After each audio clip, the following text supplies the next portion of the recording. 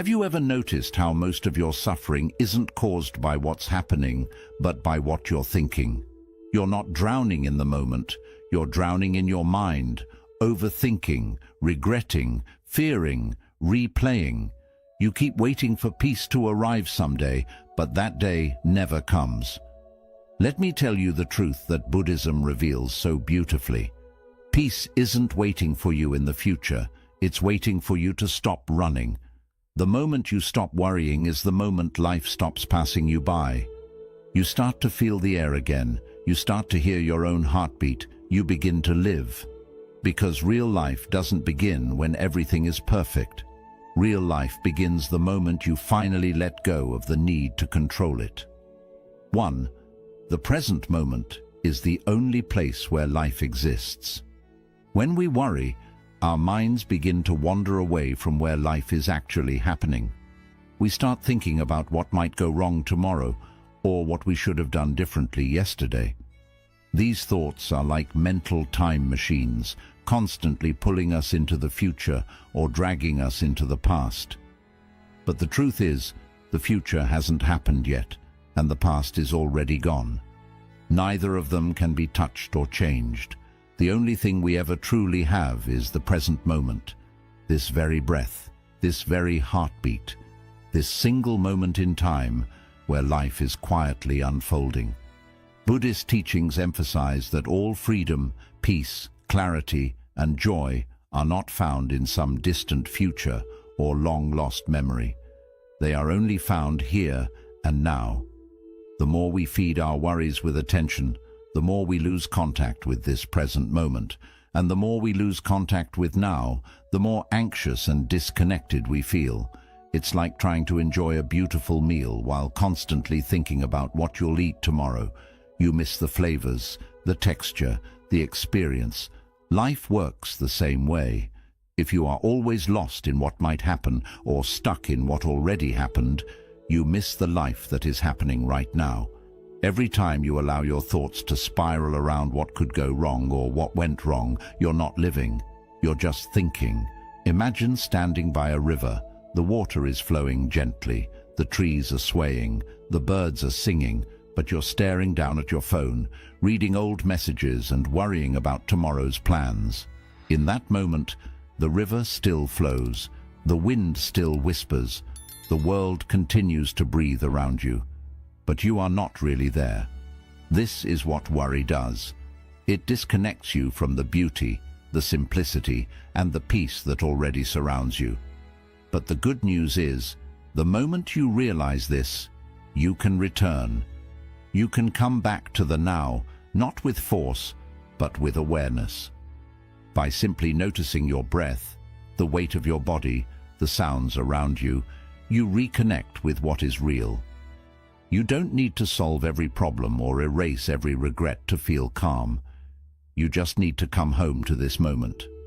Because in this moment, your fears are not active. In this moment, your regrets are silent. In this moment, nothing is required of you but to be.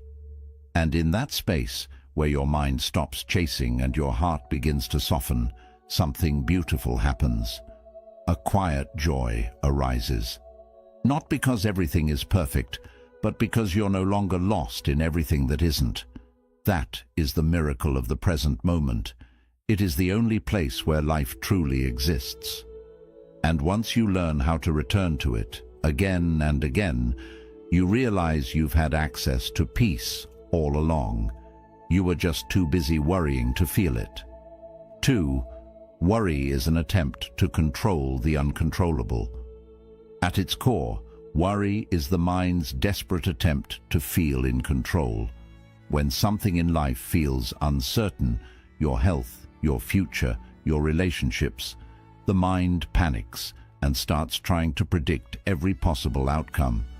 It says, if I think hard enough, maybe I can prevent something bad from happening. This is where worry is born, not from real danger, but from the need for control in a world that is constantly changing. But the truth is, most of life is beyond our control. You cannot predict how people will behave, what tomorrow will bring, or how every situation will unfold. No matter how much you worry, you can't guarantee safety, success, or certainty. And that's the painful irony. While we think worry helps us stay safe, it actually traps us in a cycle of fear and stress without giving us real control at all. From a Buddhist perspective, this need to control comes from attachment, our deep emotional investment in how things should go. We become attached to specific outcomes, and when life begins to shift in unpredictable ways, as it always does, we resist. That resistance creates suffering. We think we're protecting ourselves, but in reality, we are just making ourselves more anxious, more exhausted, and more disconnected from the flow of life. Buddhism teaches us that freedom comes not from trying to force the river to flow our way, but from learning how to float with it. When you accept that things will happen as they're meant to, that you can only influence your actions, not control the universe, you begin to let go of mental tension that worry creates. You stop living in a world of imagined fears and start returning to the truth of what is. Let's say you have an important decision coming up. You don't know what the outcome will be, and your mind is flooded with anxiety. What if I fail? What if I make the wrong choice? What if everything goes wrong? These thoughts might feel productive, but they are not solving anything. They are only burning up your energy. Now imagine instead you take a deep breath, make the wisest decision you can in this moment, and then let go. You allow life to unfold as it will. That is not weakness. That is power. That is wisdom. To worry is to try and fight the waves of the ocean. You splash, you struggle, you exhaust yourself, but the waves keep coming. To let go is to float, not because the ocean changed, but because you did. Worry arises when we try to control things that are not ours to control. Peace begins the moment we realize this and choose instead to trust, not in a perfect outcome, but in our ability to meet whatever comes with calm, with clarity, and with compassion. The goal is not to eliminate all uncertainty. The goal is to become someone who is no longer afraid of it. 3. Everything you fear is temporary by nature. One of the most liberating truths in Buddhist wisdom is this: nothing lasts forever. Every emotion, every thought, every fear, every moment of pain, it all arises, stays for a while, and then eventually fades away. But when we're caught in the grip of worry or fear, it doesn't feel that way. In those moments, the anxiety feels endless. The fear feels permanent. The problem feels too big, too heavy, too impossible to carry, and that's the illusion the mind creates. An illusion that tells you this situation, this discomfort, this uncertainty is here to stay. But the truth is, everything you are worried about is already in the process of changing. Every situation that feels stuck is already moving. Even when you can't see it, even when nothing seems to shift on the outside, life is always flowing on the inside. Just as a river never holds the same water twice, no emotion ever stays the same. What you feel today will not be what you feel tomorrow. What feels overwhelming now will seem smaller with time. What hurts you in this season of life might become the very thing that teaches you compassion in the next. Buddhism calls this concept anicca, impermanence. Nothing in this world is fixed. Everything is constantly arising and passing away. And this is not just a philosophical idea, it's a deeply practical truth. If you look at your life, you'll see it clearly. Think about the things that once kept you up at night, the heartbreak that once shattered you, the decision that once filled you with doubt. Where are they now?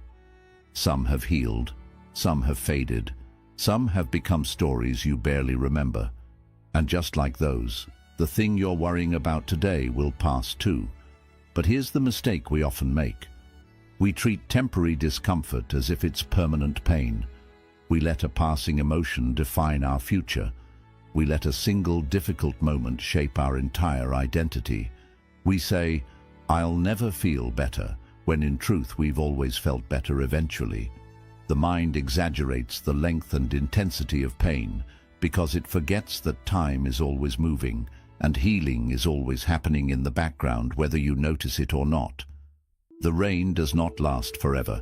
The night always turns into dawn. Even the strongest storm must eventually return to stillness. And so must your heart. Worry loses its grip when you begin to see it for what it really is. Not a permanent prison, but a passing visitor. It comes, it stays for a while, and it goes. You don't have to fight it. You don't have to panic when it appears. You simply breathe, observe, and wait. Like a wise monk watching the wind pass through the trees, you remain rooted in stillness, knowing that this moment, no matter how intense, is just one page in a much bigger story. You don't have to fix everything right now. You don't have to find all the answers today. You just have to remember this. This too shall pass. And not because you force it to, but because that is the nature of all things. Worry fades when you trust in impermanence. Fear softens when you see that even your darkest thoughts are not who you are. They are simply clouds passing through the sky of your awareness. You are not your worry. You are the sky. And no matter how long the storm lasts, the sky always remains, vast, clear, and untouched. That is your true nature. And when you live from that space, you no longer need to fear the weather. You simply wait for it to change, because it always, always does. 4. The more you resist worry, the stronger it becomes. There is a very subtle truth that most people never realize about their own suffering. What you resist, you unintentionally make stronger. The more you try to fight, fix, suppress, or deny your feelings, the more power you give them over your life. And nowhere is this more true than with worry. When you say, "I shouldn't feel anxious," or "I need to stop worrying right now," you are not calming your mind. You are actually arguing with it. You're turning your inner world into a battleground. And in Buddhism, we are taught that true peace can never grow in the soil of resistance. The mind is like water. When it's undisturbed, it becomes still and clear. But when you agitate it, when you stir it up with resistance, judgment, and self-criticism, it becomes cloudy and chaotic. Most of us are taught to run from uncomfortable feelings, to shut down our fears, to distract ourselves with noise, busyness, or constant activity. But this only buries the worry deeper into the mind, where it waits in silence, growing stronger beneath the surface. You can't outrun your mind. You can't escape anxiety by pretending it isn't there. What you resist does not leave. It waits. And the more you run, the more exhausted you become. This is where the Buddhist path offers something radically different. Instead of fighting the fear, you observe it. Instead of rejecting the worry, you sit with it gently. Imagine you are watching a storm outside your window. You don't scream at the clouds. You don't tell the thunder to stop. You simply watch. You let it pass. You know that eventually the storm will exhaust itself and move on. This is exactly how we are meant to relate to the storms inside us. In Buddhist meditation, we practice something called mindful awareness. It is the art of watching your thoughts and feelings without clinging to them and without pushing them away. You don't label the thought as bad. You don't try to replace it with something more positive. You simply breathe and observe it for what it is, a passing formation of the mind, no different than a breeze, no different than a shadow moving across the floor. And when you do this, something remarkable begins to happen. The thought loses its intensity. The feeling begins to loosen its grip. You start to realize that your worry was never as permanent or as powerful as it once seemed. It was just asking to be seen. Often worry is not a monster to destroy. It is a message waiting to be heard. Sometimes your mind worries because it's trying to protect you, even if it's doing it the wrong way. It remembers past pain and wants to keep you safe. But when you treat it like an enemy, you create inner conflict. Instead, when you approach your worry with kindness, curiosity, and compassion, you create space. And in that space, the worry softens. Letting go of resistance doesn't mean you allow yourself to drown in worry. It means you stop feeding it with fear. You stop arguing with it. You stop believing it defines you. You start creating a relationship with your thoughts where you can listen without reacting. This is what it means to develop emotional maturity. This is what it means to practice inner freedom. When a wave of anxiety rises, don't panic. Don't push. Don't run. Simply say to yourself, this is a moment of worry. I don't have to fight it. I only have to feel it. I only have to breathe through it. Because when you stop resisting what is, you start returning to what's real. The breath, the body, the stillness beneath the noise. The path to peace is not found by defeating your fear. It is found by no longer being afraid of it. When you stop turning your fear into the enemy, you stop giving it a reason to fight back. It's like holding tightly to a rope that's burning your hands. The more you pull, the more it hurts. But the moment you let go, not out of defeat, but out of wisdom, the pain begins to fade. Worry only survives in a mind that is trying to control what it doesn't understand. But when you let go of that control and replace it with awareness, trust, and compassion, you find that the storm inside you starts to quiet, not because you silenced it, but because you no longer needed to. 5. Attachment is the real source of worry. When you begin to look deeply at the root of your constant worry, beneath the thoughts, beneath the surface fears, you will often find one quiet but powerful force driving it all. Attachment. Attachment in Buddhist teaching is not about love or care. It is not the same as connection or compassion. Attachment is the clinging, the mental and emotional grip we place around people, outcomes, possessions, or identities that we believe we must have in order to be okay. It is the belief that I can only be happy if things go exactly the way I imagined, and it is this belief that plants the seeds of suffering. The Buddha taught that attachment is the root of all suffering, and when it comes to worry, this could not be more true. You worry because you're attached to an outcome. I need this job to work out or I'll fall apart. You worry because you're attached to a person. What if they leave me? What if they stop loving me? You worry because you're attached to a version of yourself. What if I fail and no one respects me anymore? The more tightly you hold on to something, the more your peace depends on it and the more fragile your inner world becomes. Because deep down, the heart knows that everything you cling to can change. Attachment turns natural uncertainty into unbearable tension. It makes you believe that unless everything goes your way, you cannot feel peace, cannot feel secure, cannot feel whole. But life doesn't work that way. Life is not a predictable machine. It's a living river, always moving, always shifting, always flowing in ways you can't fully control. And when you cling to the rocks in that river, demanding things stay the same, you suffer, you fight with life, you resist its natural rhythm. And in that resistance, worry grows. But here's the most beautiful realization. You can love without clinging. You can care deeply without being consumed. You can dream without becoming obsessed with the result. Buddhism doesn't teach us to stop loving life. It teaches us to hold it with open hands. Imagine holding a butterfly. If you squeeze it too tightly, you harm it. If you hold it too loosely, it may fly away. But if you let it rest gently on your hand, you can enjoy its beauty without trying to possess it. Life, too, is meant to be experienced this way. Letting go of attachment doesn't mean giving up. It means shifting your identity from someone who needs specific conditions to be okay, to someone who is okay regardless of the conditions. It means realizing that your peace comes not from controlling what happens, but from how you relate to what happens. It's not the love that causes suffering. It's the belief that without that love, you are nothing.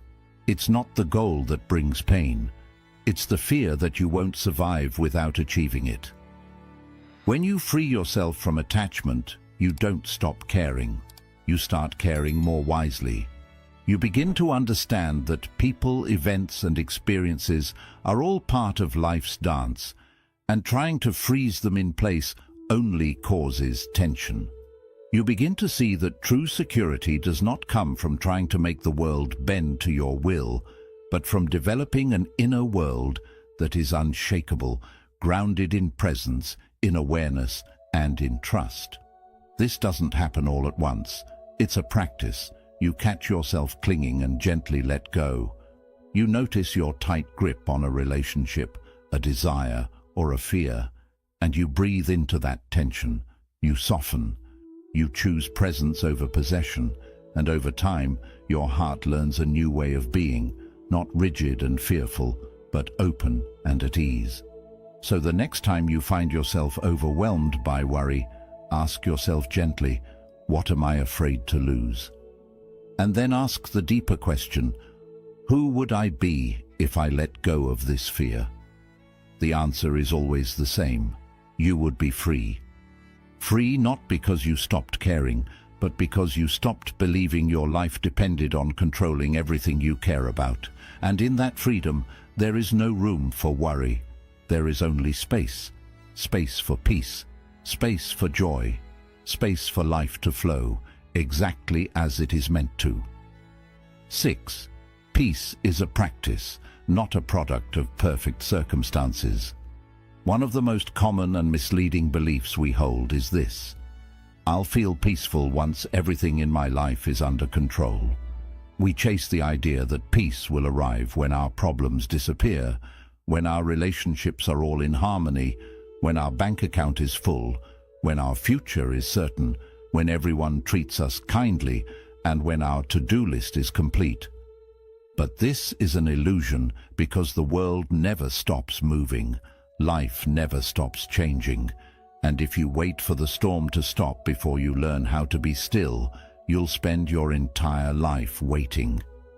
In Buddhism, peace is not treated as something you find after life becomes quiet. It is treated as a discipline, a daily inner practice, something you cultivate in the middle of chaos, uncertainty, and pain. It's not a reward you receive when life is easy. It's a skill you develop when life is not. And that changes everything. You see, when you believe that your peace depends on your external environment being perfect, you give away your power. You become a victim of circumstances. You become reactive. If someone speaks to you harshly, you lose your calm. If something doesn't go as planned, you fall apart. Your inner state becomes fragile at the mercy of situations, emotions, and other people's behavior. You're not anchored. You're floating, drifting, pulled by every wave. But peace that is rooted in Buddhist wisdom is different. It does not depend on conditions. It depends on your relationship with those conditions. It asks, can you stay centered even when the world shakes? It asks, can you return to your breath when your thoughts spiral? It asks, can you be kind to your own heart even in the middle of fear? This is not about perfection, it's about presence. The truth is, peace isn't a final destination. It's a choice, and not a one-time choice, but a choice made again and again, especially when it's hardest.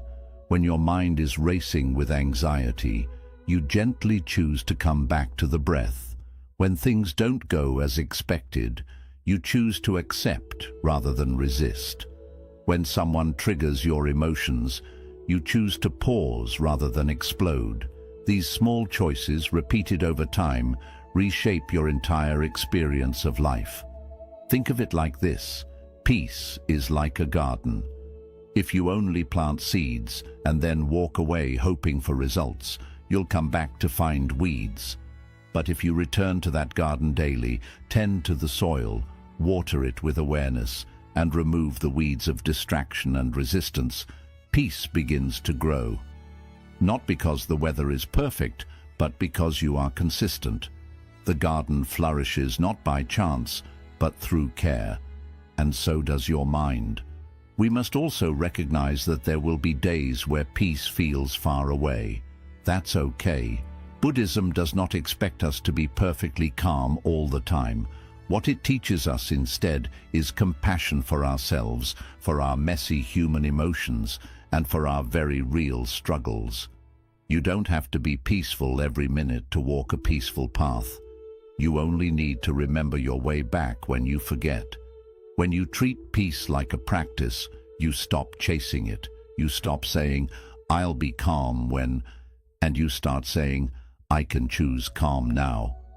You stop searching for the perfect moment and realize that the only moment you ever have is this one. And in this moment, if you breathe, soften, and pay attention, peace will meet you right where you are. It's in the quiet sip of tea.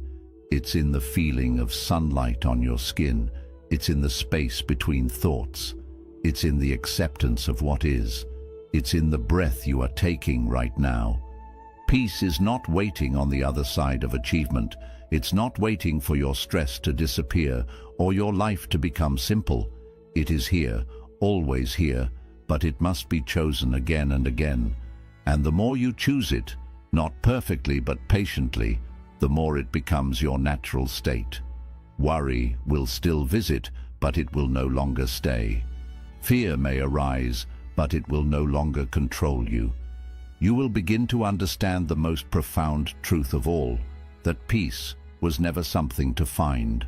It was something to remember, something to practice, something that has always lived quietly inside you, just waiting for you to return.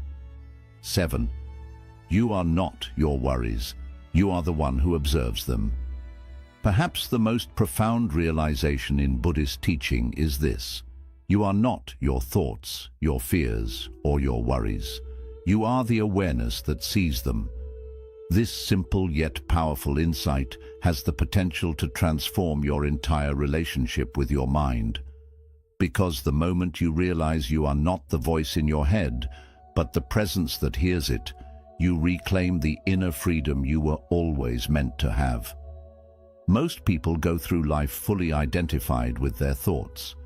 They believe every worry they think, every fear they feel, every anxious scenario they imagine. The mind says, "What if something bad happens?" And they react as if it's already real. The mind whispers, "You're not good enough," and they carry that belief like a burden on their back. But this is the great misunderstanding. The mind is not your enemy, but it is not you. It's a tool, a storyteller, a survival mechanism, and just like a radio broadcasting different stations, it constantly sends out thoughts, some helpful, some fearful, some completely untrue. But here's the key: you are not the broadcast. You are the one who listens.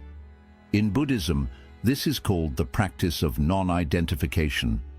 It means recognizing that the thoughts that arise in your consciousness are not personal. They are simply patterns. Many of them are learned, inherited, or conditioned by your environment. You worry not because you are broken, but because your mind has been trained over years, maybe even decades, to fixate on problems, anticipate danger, and protect you from discomfort. But when you bring awareness to this, you begin to create distance. You begin to notice your thoughts like clouds drifting across the sky, instead of getting caught up in each one that appears. Picture this clearly. Your mind is like a stage, and thoughts are like actors playing their parts. Some are intense, some are fearful, and some are filled with hope. But you are just the audience. You can watch without stepping onto the stage.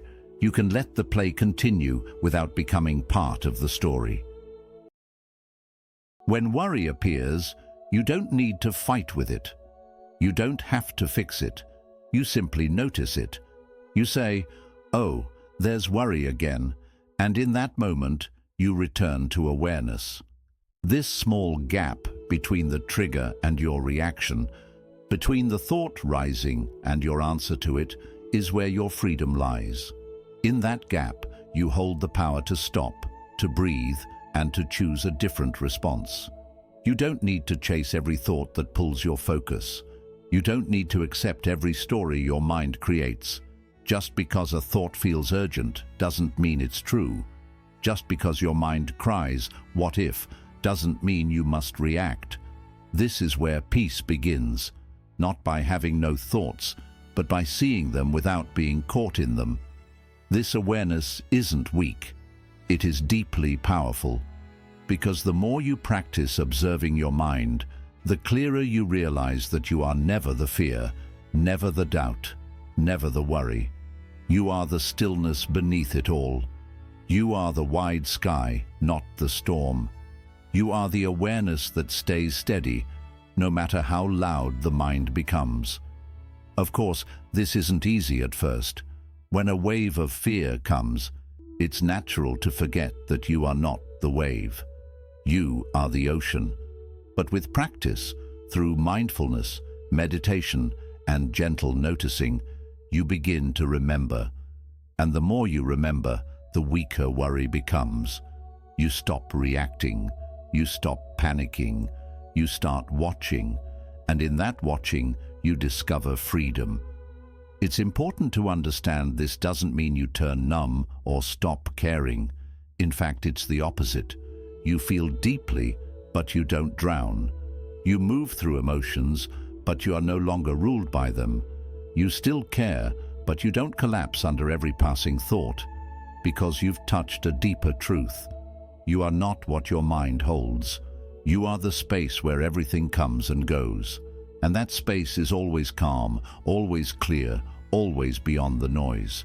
So the next time your mind begins to spin with worry, take a deep breath, place your hand softly on your heart, and gently remind yourself, this is only a thought.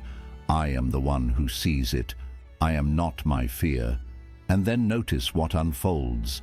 Feel the space that opens within you. That space is your true self. In that moment of remembering, life feels new again.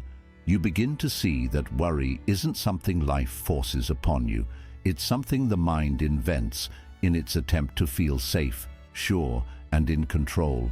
But the truth is, control is only an illusion, and fear is a habit that grows stronger the more you give it attention.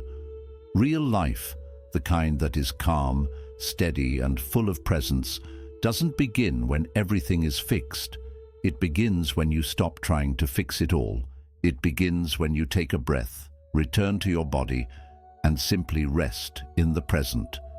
The Buddha never taught us to run away from life. He showed us how to awaken within life itself. He taught that peace isn't found in a perfect world, but in a trained mind. That the end of suffering doesn't come from fixing the outside, but from changing how we meet the inside. When you let go of worry, you don't turn careless. You become clear. You begin to live with intention, not fear. You start answering life instead of reacting to it. You learn to move with the flow instead of forcing it. You realize that the present moment is your real home, that you don't need to control everything to feel calm, that everything you fear is already passing away, that struggling with your thoughts only makes them stronger, that holding on brings pain, and letting go brings peace. That calm isn't something you wait for. It's something you practice, and you were never your worry. You were always the awareness behind it, patiently waiting for you to return. So stop waiting for the right time to begin living. This very moment, this very breath, is your path back to peace. Each time your mind drags you into worry, gently guide yourself back, again and again, not with frustration, but with kindness, not with force, but with ease, because every return is a quiet success. Every pause is a step toward freedom. Every breath is a chance to start fresh. And when you live this way, not trying to fix everything, but choosing to stay present with it all, worry no longer rules your life. Stillness does, clarity does, wisdom does. This is the way, this is the practice, and this is where real life truly begins.